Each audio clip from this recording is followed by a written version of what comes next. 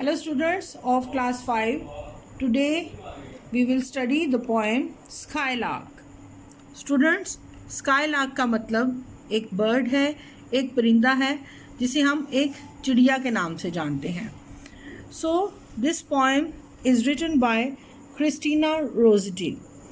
Students, Christina Rossetti was born in London and she wrote the poem very nicely because she was very sensitive writer and she was teenager. At the age of 12 she has written many beautiful poems and that poems became very popular in the London.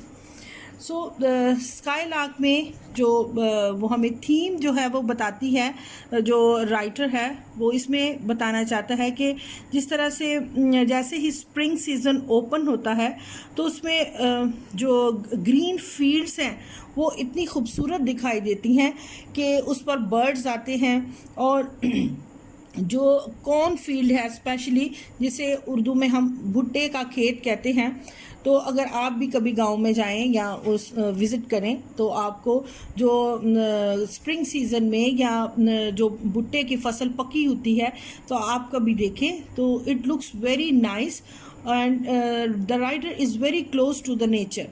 तो इसमें वो उस beauty को बयान करती है. And one morning when she go to the green field, तो उसमें वहाँ पर वो उसकी खूबसूरती के नेचर की ब्यूटी को बयान करती है और साथ में वो स्काईलार्क को बयान करती है कि स्काईलार्क जब वो उन ब्यूटीफुल मॉर्निंग में निकलता है तो इस तरह से एक डॉट की तरह दूर से बिल्कुल एक डॉट की माने दिखाई देता है, लेकिन जिस तरह से वो उड़ता है और इन्जॉय करता है और हवा में अपने परों को, स्काईलार्क जो है वो अपने परों को, विंग्स को फैलाता है, तो इस तरह से लगता है कि आसमान और ज़मीन के दरमियान वो एक स्पेस को ऑक्यूपाई किए हुए है और ब्यूटीफुल सीज़न को इन्जॉय कर रहा है.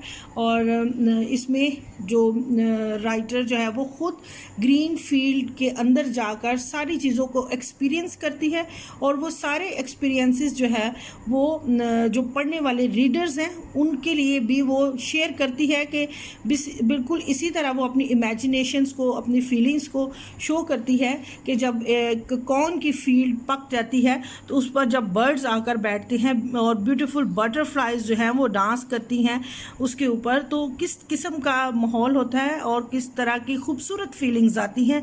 और नेचर को प्रिजर्व करना और नेचर को एक्सप्लेन करना बहुत अच्छे तरीके से बताया गया है. Now the difficult words. Hang between the two. The skylark seems to be hanging between sky and earth in gay accord, happily or in harmonious mood. On the wing, in flight, skylark, songbird. ये bird ऐसा है जो singing bird है, जो कि गाता है साथ साथ in a very pleasant mood. Soar, बहुत ऊंचा उड़ना या ऊपर की तरफ जाना. Circle and wheeled about. Speck, dot, it is far away and small. Now I will read the stanzas for you. The earth was green, the sky was blue. I saw and heard one sunny morning a skylark hang between the two, a singing speck above the corn. अब जो Christina Rossetti है, she herself has got the chance to go to the green field of corn. तो जैसे वो green field में खड़ी है तो शी इज़ एक्सपीरियंसिंग कि जो एक बर्ड है, it's looking like a speck. Speck से मुराद है एक डॉट की माने दूर से दिखाई दे रहा है, छोटा सा बर्ड है. But it is the sunny morning. सूरज जो है वो निकला हुआ है, ब्यूटीफुल मॉर्निंग है और जो बर्ड है ये अर्थ और ब्लू स्काई के दरमियान जो है, ग्रीन फील्ड और ब्लू स्काई के दरमियान एक छोटा सा डॉट जो है, it's looking very nice and enhancing the beauty of the nature. A stage below is gay accord. White butterflies dance on the wing.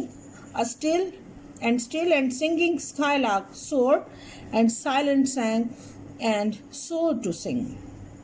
Students, इसमें वो बताते हैं कि जब जो स्काईलार्क है वो ऊपर अगर उड़ रहा है तो स्टेज बिलो जो नीचे का नज़ारा है, जो कॉर्नफील्ड का जो सरफेस है या स्टेज है, इट इज़ हैप्पीली मूविंग, यानी कि वो गे अकॉर्ड से मुराद है कि वो बहुत ही खूबसूरत नज़ारा है, बहुत ही हैप्पीली चीज़ें जो है they are moving and in a positive way she is telling कि वहाँ पे बटरफ्लाइज जो हैं they are spreading their wings like they are dancing and still the singing skylark so, तो उनको देखते हुए जो स्काईलार्क जो है इट्स स्टिल सिंगिंग, वो कुछ गा भी रहा है and it's going to the upward side, वो ऊपर ऊपर की तरफ हाई फ्लाइट भी जा रहा है.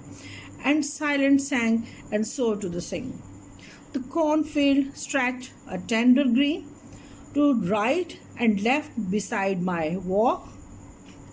अब कॉर्नफील्ड जो है that is very tender green and flourished, इतनी खूबसूरत है कि she standing between that cornfield. अब वो अब उस खेत में दरमियान में खड़ी है एंड शी इज़ फीलिंग कि all around there is a corn and it's looking very beautiful. और कॉर्न का जो कलर है जब कॉर्न पकती है और उसके जो भुट्टे के खेत में हर जगह वो भुट्टे लगे हुए नज़र आते हैं, तो students it looks very nice and beautiful.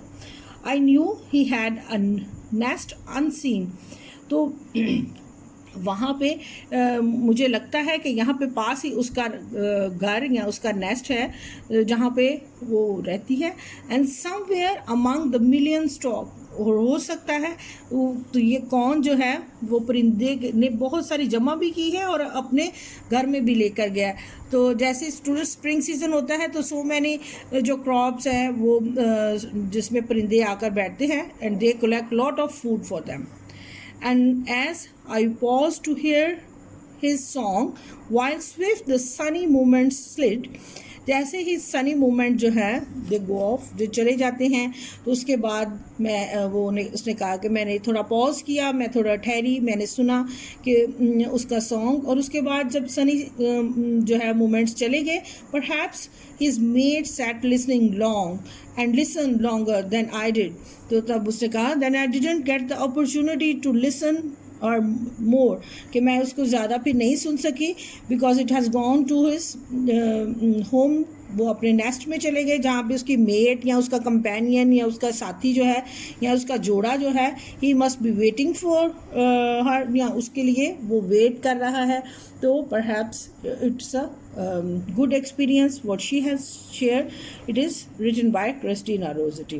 Students, it's a very beautiful poem. I hope you have understood the whole theme and whole stanzas and explanation. Thanks a lot. If you find any difficulty, please share it.